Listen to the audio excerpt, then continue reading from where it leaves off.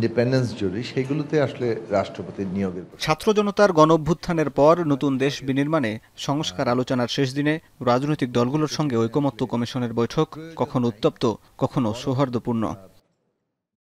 দ্বিতীয় দফার আলোচনায় ১৩টি বিষয়ে ঐকমত্য হলেও শেষ দিনে আলোচনা হয় অমীমাংসিত ৭টি বিষয়ে। এসব মৌলিক ইস্যুতে আগেও একাধিক আলোচনা হয়েছে, কিন্তু সিদ্ধান্ত হয়নি। বরাবরের মতো ভোটের অনুপাতে নয়, বরং আসনের ভিত্তিতে উচ্চকক্ষ গঠন চায় বিএনপি সহ কয়েকটি দল। অন্যদিকে কমিশনের প্রস্তাব অনুযায়ী ভোটের অনুপাতে পিআর পদ্ধতিতে উচ্চকক্ষ চায় জামাত ও এনসিপি সহ বেশিরভাগ দল।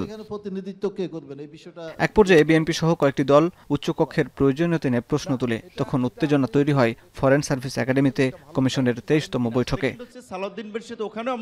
দুপুরের বিরতির পর ঐকমত্য কমিশন সিদ্ধান্ত দেয় জনগণের প্রাপ্ত ভোটের অনুপাতে উচ্চকক্ষ গঠন হবে, তবে নোট অব ডিসেন্ট দেয় বিএনপি সহ কয়েকটি রাজনৈতিক দল।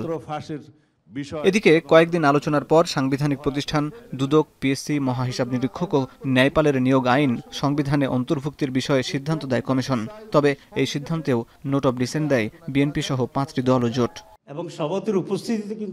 এদিন নিম্নকক্ষ ও উচ্চকক্ষের সদস্যের মাধ্যমে রাষ্ট্রপতি নির্বাচন, রাষ্ট্রপতির ক্ষমতা, নাগরিকের মৌলিক অধিকার, তত্ত্বাবধায়ক সরকার গঠন নিয়ে কোনো দলের আপত্তি সহ ঐকমত্য হয়।